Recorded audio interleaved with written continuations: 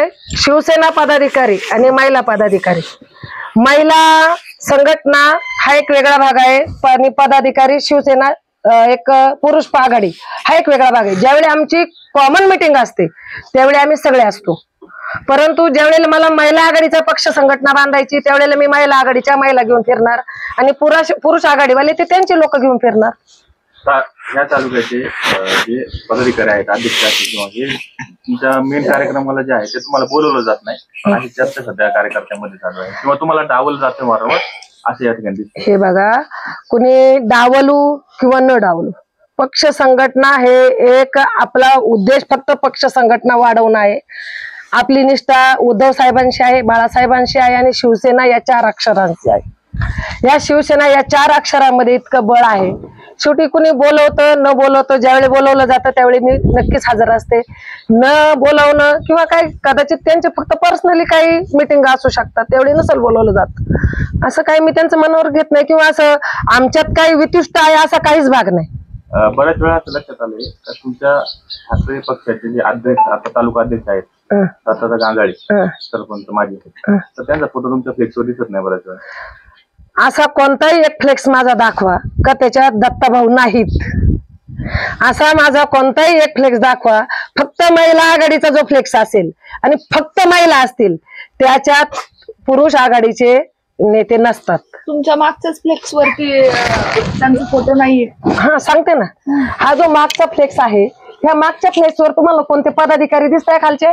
राणे साहेब सोडून राजाभाऊ आहेत, राजाभाऊ आणि सुरेश भाऊ हे वरिष्ठ पदाधिकारी आहेत, संपर्क नेते आहेत आणि सुरेश भाऊ हे जिल्हा प्रमुख आहेत. आणि जर बाकीचे पदाधिकारी जर असतील तर दत्ताभाऊंचा फोटो असणारच. प्रत्येक कार्यक्रमात माझे बाकीचे फोटो पदाधिकारी आहेत. फक्त आता खाली हा सगळा महिला आघाडीचा बोर्ड असल्यामुळं दत्ताभाऊंचा फोटो. चर्चा केली होती तेव्हा तुम्ही आज सांगितलं होतं शिवसेना ठाकरे पक्षाचं या ठिकाणी 50 ते 60 हजारापर्यंत मतदान आहे, जे लोकसभेला या ठिकाणी दिसून आलं होतं. मात्र त्याचबरोबर आता शिंदे पक्षाचे जे तालुका अध्यक्ष आहेत शिवसेना शिंदे पक्षाचे, त्यांनी आज सांगितलं या ठिकाणी 65,000 या विधानसभा मतदारसंघामध्ये शिंदे पक्षाचं मतदान आहे. त्यावर तुम्ही त्यांना काय सांगा? ते त्यांनी शिंदे पक्षाचं शिंदे नाव फक्त मध्ये घेतले, परंतु ऑलरेडी जे शिंदे गटात गेलेले आहेत ते तरी शिंदे गटाचे आहेत का आमचे कार्यकर्ते? आज जे शिंदे गटात कार्यकर्ते गेले ते प्युअर शिवसेनेचेच कार्यकर्ते आहेत. ते शिंदे गटात गेले नाहीत, ते फक्त एक दादांची त्यांच्याबद्दल काहीतरी सहानुभूती होती म्हणून एका इलेक्शन पुरते हे कार्यकर्ते दादांबरोबर गेलेले आहेत. आता ते कार्यकर्ते पूर्ववत पुन्हा आपल्या स्वगृही आलेले आहेत. त्यामुळे त्यांनी आमचे सगळे शिवसैनिक धरून 65,000 मतदार सांगितलेत. मग ते तुमच्या संपर्कात आहेत का? आमच्या संपर्कात म्हणजे आम्ही सगळ्यांना भेटतो साहेब, ज्यावेळी आम्हाला पक्ष संघटना वाढवायची. आणि ते शिंदे गटाचे पदाधिकारी आहेत, ऐका, ते शिंदे गटात तेवढे नाही. शिंदे गटाचे पदाधिकारी जे आहेत त्यांचा शिवसेनेशीच नाळ जुळलेली ना त्यांची. कारण शिंदे गटाचे पदाधिकारी म्हटले होते की उबाटा गटाचे पदाधिकारी आमच्या संपर्कात आहेत. बरोबर आहे ना त्यांचं म्हणणं. त्यांच्यात इच्छुक उमेदवार कुठे? फक्त शिवसेना उद्धव बाळासाहेब ठाकरे पक्षाचेच उमेदवार इच्छुक आहेत. ज्या गटाचं प्राबल्य जास्त आहे त्याच गटाचे. तुम्हाला असं म्हणायचं का जे तुम्ही जे मतदान सांगताय तेच मतदान ते स्वतः सांगताय, अजून तेच मतदान ते 65,000? हो, त्यांचं मतदान आमच्यात ऍड होऊ शकतं. त्या लोकांची उद्धव साहेबांबद्दल सहानुभूती आहेच ना. आता जे लोक त्यांच्या बरोबर थांबलेत एकमेव दादा म्हणून गेले ते शरद पवार किंवा शरद पवार गटाचे राष्ट्रवादी पक्षाचे जर दौरे पाहिले तर त्या मानाने शिवसेना पक्षाचे एवढे दौरे दिसत नाही. मग जर कदाचित हे सीट जर राष्ट्रवादी काँग्रेस पक्ष शरद पवार गटाला गेलं तर तुम्ही उद्धव ठाकरे गटाचा शिवसैनिक म्हणून उद्धव साहेबांचा तुम्ही आदेश पाळणार का?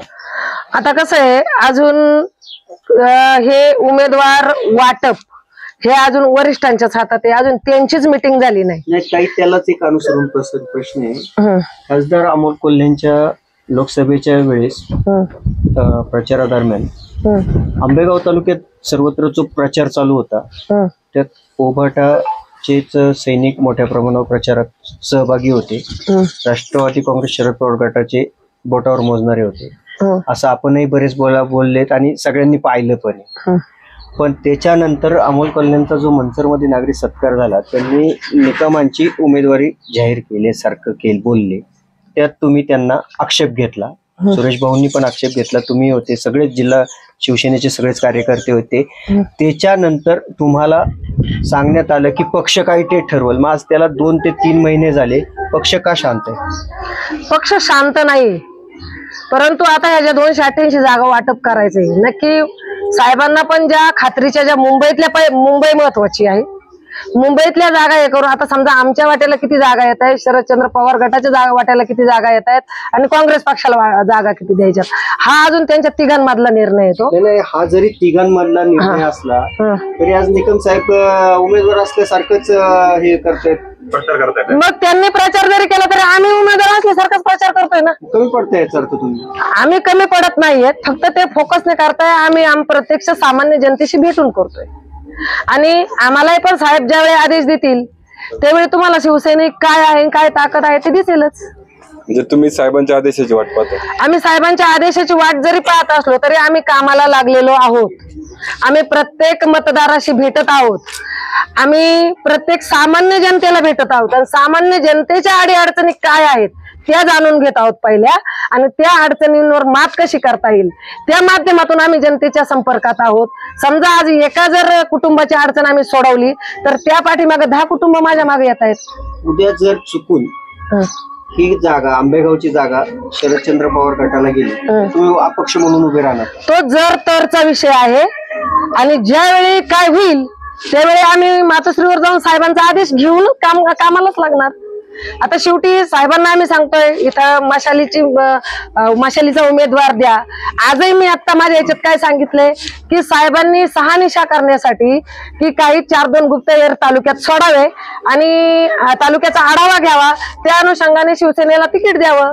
शेवटी ज्यावेळी काय निर्णय होईल त्यावेळी आम्ही मातोश्रीच्या आदेशावर पहिले मातोश्रीवर साहेबांची भेट घेऊनच निर्णय घेणार आहोत. यामध्ये ताई तुम्ही आता मग वर्षानुवर्ष जे पांडवदारा असेल तर हे प्रश्न पांडवदाराचा उल्लेख केला, बाकी प्रश्न आहेतच. तर हा विकास झाला नाही तुम्ही सांगताय, त्याच्यामुळे हे जे आहे हे साहेबांनी विकास केला नाही किंवा वळसे पाटलांनी यावर विकास केला नाही असं मला म्हणायचंय का? त्यांचे आरोप करायचे का त्यांनी विकास केला नाही? आरोपाचा विषय नाही. ज्यावेळी 35 वर्ष आपण सत्ता उपभोगतो, 35 वर्षात विकास व्हायला पाहिजे तेवढा झालाय का? किंवा मी हे केलंय, मी ते केलंय? मी सांगते तुम्ही 35 वर्ष जे केलंय ना, तुम्ही 10 वर्ष माझ्या हातात सत्ता द्या, तुमच्या चौपट विकास करून दाखवला नाही तर मी राजकारण सोडून देईल. ही जी कामं झाली त्यावेळेस तुम्ही काय पाठपुरावा केला होता? त्यावेळी पाठपुरावा करून काय झालंय, खासदार आमचे होते शिवसेनेचे आणि आमदार राष्ट्रवादी काँग्रेस पक्षाचे होते. ज्यावेळी आमदारांची कामं चालतात, आता सामान्य लेवलला कसं राजकारण होतं, पहिले आंबेगाव तालुक्याचं राजकारण असं होतं की दोन्ही आपल्या तालुक्यातले असावी, या अनुषंगाने सर्व कॉम्प्रोमाइज करून बाबा खासदारकी इकडे असावी, आमदारकी इकडे असावी, जेणेकरून दोघांच्या माध्यमातून तालुक्याचा विकास होईल. परंतु तालुक्याचा विकास न होता यांचाच यांनी विकास करून घेतला. प्रश्न सोडण्याकरता आपण काय पाठपुरावा केला? पांडवदाराचा प्रश्न आहे, भरपूर पांडवदाऱ्यासाठी ग्रामस्थांनी पाठपुरावा केलाय. प्रत्येक वेळी ह्यावेळी होईल त्यावेळी होईल, पुढची इलेक्शन आली 5 वर्षांनी का पुन्हा पांडवदारा उभा राहिला, परत ह्या 5 वर्षात होईल, परत पुढच्या 5 वर्षात पांडवदाराच होईल. पण आता असे 5-5 करून 7 टन गेला ना निघून, 35 वर्ष झाले. मग आता त्याची अपेक्षा लोकांनी सोडून दिली का हे होणार नाही. तुम्ही म्हणताय की 35 वर्षात साहेबांनी विकास केला नाही, त्यांचाच विकास केला असं म्हणणं आहे तुमचं. तर जर तुम्ही निवडून आलात तर तुम्ही महिलांचा पाण्याचा प्रश्न सोडवणार का? नक्कीच. आजही निगुटवाडी जे पाणी पिते ना, माझ्याकडे कोणतंही पद नव्हतं, फक्त एक सामान्य माझे सासरे ग्रामपंचायत सदस्य होते. मी स्वतः विहिरीवरून 4-4 हंड्यांनी विहिरीतून बादलीने ओढून पाणी आणत होतो. त्याच्यासाठी साक्षीदार आमच्या महिला आहेत. आणि जी वडगाववरून स्कीम टाकलेली आहे ग्रामपंचायतने आमची, ही आमच्या सासऱ्यांनीच पाठपुरावा करून अगदी रात्र वडगावच्या नदीवर झोपून तिथं जागा अवेलेबल करून, त्या विहिरीची जागा सुद्धा माझ्या सासऱ्यांच्या नावाने आहे. त्यांच्या सैनी आज हे जे पाणी आम्ही पितोय निगोटवाडी ग्रामपंचायतचं, ही आमच्या कुटुंबाने किंवा आमच्या सासऱ्यांनीच पाणी आणलेलं आहे.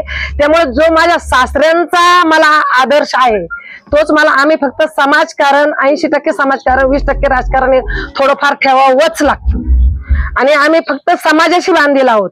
मग ज्यावेळी आम्ही निवडून येऊ त्यावेळी तू कोणत्या पक्षाचा आहे किंवा तुला पाणी द्यायचंय नाही द्यायचंय असा विषय आमच्या डोक्यात नाही. तू माणूस आहे, तू सामान्य नागरिक आहे, तुझ्या गरजा ह्या भागवणं हे माझं काम आहे.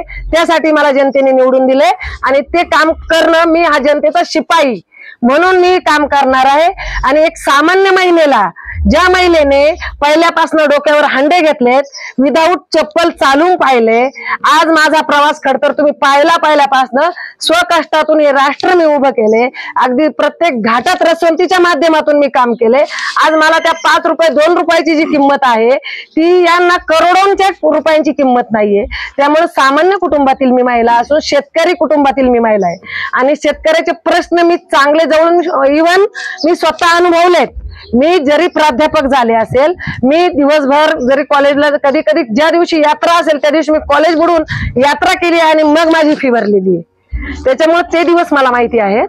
त्याच्यामुळे सामान्य जनतेशी मी नेहमीच बांधील राहणार. उलट जनतेने मला संधी द्यावी की जेणेकरून जनता सुद्धा जो 35 वर्षातला विकास नाही तो पुढील 5 वर्षात नक्कीच पाहिजे. यातून आज एकंदरीत तुमच्या शिवसेना ठाकरे पक्षाकडनं अनेक उमेदवार इच्छुक आहेत. त्याच्यामध्ये सुरेश भोत असतील, दिलीपराव कोवळे असतील, हे ते तिकिटासाठी आग्रह आहेत. मग ते डावलून तुम्हाला तिकीट द्यावं असं तुम्हाला काय वाटतं? किंवा त्यांना डावलून तिकीट द्या असं माझं अजिबात हे नाहीये. जर उद्या उमेदवार म्हणून निश्चित झाले, तुम्ही त्यांचा प्रचार करणार का? शिवसेनेची मशाल जिथे असेल त्या मशालीचा प्रचार करण्यासाठी मी नेहमी बांधील असेल.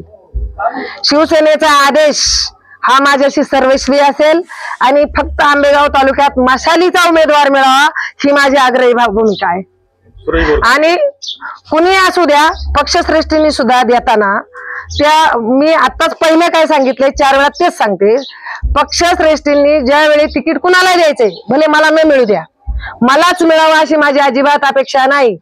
परंतु त्या उमेदवाराचा जनतेशी संपर्क, जनतेची सहानुभूती किंवा जनतेत त्याचं काय आहे ते तपासावं, त्याचे अनुभव तपासावे, सामान्य जनतेशी त्यांचा संपर्क कसा आहे, सामान्य जनतेचं काय म्हणणं आहे हे ऐकून घ्यावं. आणि हे मी नाही सांगणार ना. ज्यावेळी हे बघा, भाऊ हे आमचे जिल्हा प्रमुख आहेत, शेवटी पक्षाचे आमचे ते माझ्या वरिष्ठ आहेत. माझ्या मनात त्यांच्याबद्दल नेहमीच आदर आहे असेल आणि त्यांनाही तिकीट मिळालं मला वाईट नाही. परंतु ज्यावेळी कुणालाही तिकीट द्यायचंय ना त्यावेळी तो उमेदवार निवडून यावा, त्याची जनतेत सहानुभूती असावी, जनतेने त्याला स्वीकारावं एवढीच अपेक्षा. आणि तो मशालीचाच उमेदवार असावा, त्याचं काम करायला मी नेहमी बांधील आहे. सुरेश भोरांना तिकीट मिळालं, तुम्ही आनंदी असाल का? हो, असू शकते. पक्षाचा जो आदेश असेल तो आम्ही मानायला तयार आहे ना. फक्त आम्हाला मशाल चिन्हावर आणि योग्य उमेदवार पक्षश्रेष्ठींनी द्यावा ही अपेक्षा. आणि देवदत्त निकम यांना तिकीट मिळाल्यावर तुम्ही काम करणार का? देवदत्त निकम हा आघाडीतला भाग आला. म्हणजे ज्यावेळी आघाडीची मीटिंग होईल, शेवटी आमचे स्टार काय असतील मी तुम्हाला तेच सांगितले. आघाडीत जागा वाटपात ही जागा कुणाला जाते, आम्ही तर आग्रही आहोतच. ज्यावेळी पक्षश्रेष्ठी काय त्यांचे गुप्तहेर सोडतील त्यांना अंदाज येईल मतदान किती कोणाचं आहे, किती कोणाचं आहे. शेवटी त्यांनाही उमेदवार देताना तो निवडून आलाच पाहिजे अशी अपेक्षा असणारच आहे. शेवटी ज्याचे उमेदवार जास्त होणार आहे त्यांचाच मुख्यमंत्री होणार आहे आणि आमची अपेक्षा आहे उद्धव साहेब मुख्यमंत्री व्हावेत. त्याच्यामुळे आमची आग्रही भूमिका असणार की आम्हाला मशालच हवी, बरोबर. त्यावेळी ज्यावेळी पक्षश्रेष्ठी जो आम्हाला आदेश देतील तो सर्वस्वी असेल.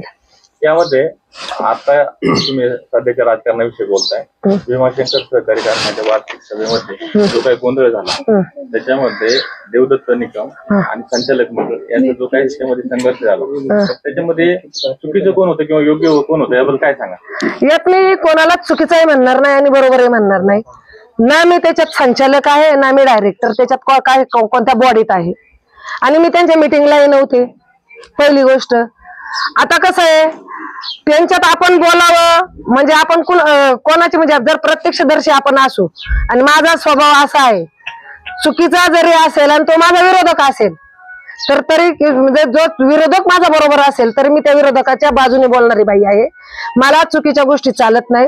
ज्यावेळी मी प्रत्यक्षदर्शी तिथं नाही तर मी या दोघांबद्दलही काहीच माझं मत मांडू शकत नाही. समाज माध्यमांवर तुम्ही बघितलंच असेल की काय समाज माध्यमांमध्ये पाहत असताना त्यांचे लोक त्यांची बाजू मांडतायत, आमचे लोक आमची बाजू मांडतायत. शेवटी ज्याचा त्याचा आता समजा सुरेखाताईंचा जर एखादा विषय आहे, ज्यावेळी मी मांडते त्यावेळी मी माझी बाजू मांडत असते, पण सामान्य जनतेचं म्हणणं काय सामान्य जनतेचं ऐकून घ्या. सामान्य जनतेला या दोघांचाही राडा पसंत नाही. हा पण जो तालुक्याचा जो विषय आहे, मी अर्ध राजकारण पाहिलं तर ते शेतकऱ्यांची हितसंबंध त्यात कारखान्याशी संबंधित आहेत. तो एक मतदाराचाच भाग झाला. मग तो शिवसेना उभाटा गटाच्या दृष्टीने महत्वाचा नव्हता का? तो महत्वाचा होता ना. शेतकऱ्यांना मी भेटले ना, पण शेतकऱ्यांना हा राडाच मंजूर नाही. नाही, ते जर कारखान्याचे संचालक आहेत म्हणजे त्यांना त्या बोलून द्यायलाच हवं होतं, किंवा त्यांना त्यांचं मत मांडायला द्यायला वेळ द्यायलाच पाहिजे होती. पण संचालकांनी त्यांच्या अंतर्गत मीटिंग मध्ये बोलायचं असतं, वार्षिक सभेत बोलायचं नसतं. पण त्यांना त्यांचं असं मत आहे की त्यांना त्यांचा अहवालच पाहिला आला नव्हता मीटिंगचा, आणि मीटिंग संपल्यानंतर त्यांना अहवाल पोहोचलाय, हे पण त्यांचं मत आहे ना. कारखान्याचा आला होता, बँकेचा आला नव्हता. याबाबत काय सांगता? शेवटी आता ते संचालक, मी काय कारखान्यात, मला एखाद्या वेळेला त्यांनी संचालक करावं, एखादी मीटिंग मी अटेंड त्यावेळेला करेल, त्यावेळेला मला तो अनुभव येईल. मी कारखान्यात संचालक नाहीच. त्यात ह्या दृष्टीने शिवसेनेची भूमिका जास्त कुठे दिसलीच नाही. त्या शिवसेनेची भूमिका घ्यायचं कारणच नाही. जिथं आमचा तिथं जर कुठं संबंधच येत नाही, संबंध विनाकारण दुसऱ्याच्या भांडणात तोंड घालण्याची शिवसेनेला सवय नाही. भांडणं पदाधिकाऱ्यांची झाली, पण संस्थेची शेतकरी संबंधित आहेत ना, शेतकऱ्यांचे हितसंबंध, शेतकऱ्यांचे हितसंबंध आहेत. तर शेतकऱ्यांच्या माझ्या भेटी होत आहेत ना, शेतकऱ्यांशी मी आढावा घेते, त्यावेळी शेतकऱ्यांना कुणाचीच भांडणं मंजूर नाही. या भांडणामध्ये शेतकऱ्यांचा फायदा काय झाला? शेतकऱ्यांचा फायदा काय झाला हा मला तुम्ही पत्रकारांनी सांगावं, की यांच्या भांडणामध्ये शेतकऱ्यांचा 3200 रुपयाचा बाजारभाव 3500 किंवा 4000 झालाय. 3500 साठीच भांडायचं होतं त्यांना. पण 3500 साठी मी म्हणते शेतकऱ्याला 4000 मिळू द्या ना, पण तुमच्या भांडणातून त्यांना फायदा झालाय का? तो फायदा व्हावा, 3500 रुपये शेतकऱ्याला मिळावेत, मग त्यावर आपण काहीतरी बोलू शकतो. बाजारभाव मिळण्यासाठी शेतकऱ्यांनी तुम्ही काय कराल? काय केलं पाहिजे? तुम्ही काय करणार? आता जर मी काय करणार, मी सांगते ना, मला एकदा संचालक घ्या कारखान्यावर. तुम्ही जे बोलताय हे बोलताय, तालुक्यात ऊस उत्पादक शेतकरी आहेत. ऊस उत्पादक शेतकरी आहेत. ऐका, शेतकरी आज प्रत्येक ठिकाणी लढतोय. आज विजेचा लपंडावा असेल, पाण्याच्या समस्या असतील, आज रात्रीचे बिबट्यांचा वावर आहे, रात्रीचं पाणी येतंय, लोड शेडिंगचे प्रश्न आहेत. हे प्रश्न ह्या प्रश्नाबाबत कुणी भांडतंय का? आज कारखान्यावरची भांडणं कुणा कशासाठी आहेत? ज्याच्या त्याच्या स्वार्थासाठी भांडणं आहेत. प्रत्येकाच्या ही शेतकऱ्याच्या स्वार्थासाठी अजिबात भांडणं नाहीत. अहो, निकम साहेबांचा स्वार्थ किंवा वळसे साहेबांचा स्वार्थ, आता मी काय त्यांच्या मनात जाऊन बसलेली नाही, किंवा कोणाचा स्वार्थ किंवा त्यांच्या मीटिंग मध्ये मी हजर नव्हते. हा विषय हा लांबच आहे. आपण शेतकऱ्यांच्या मनात बसण्यासाठी तुम्हाला तो कारखान्याचा प्रश्न घ्यावा लागेल. शेतकऱ्यांच्या मनात बसण्यासाठी जर मला कारखान्याचा विषय घ्यायचाच आहे ना, तर शेतकऱ्यांची ज्यावेळेला मी मतं जाणून घेतली त्यावेळेस शेतकऱ्यांना या दोघांचाही राडा मान्य नाहीये ना. आम्हाला समाज माध्यमांवर तर तसं दिसलं नाही, काही वळसे पाटलांची बाजू घेताना दिसले, तर काही शेवटी कसं असतं साहेब, ज्यावेळी माझे जे 4 हितचिंतक असतात ते माझ्या बाजूची साईड मांडणार, किंवा जे दुसऱ्या साहेबांची जे बाजूची लोक आहेत ते त्यांची साईड मांडणार. मग समजा जरी मी शेतकरी आहे आणि मी जर वळसे पाटलांच्या बाजूचा जर हितचिंतक आहे, मी जरी शेतकरी आहे, मला जरी ऊसात 4 रुपये कमी मिळत असतील तर मला साहेबांकडून वेगळा लाभार्थ मिळतोय ना, त्यात मी खुश आहे. मग ज्या बाजूला आपल्याला काहीतरी लाभ मिळतोय त्या बाजूचे लोक त्या बाजूला बोलणार, हे होऊ शकतं.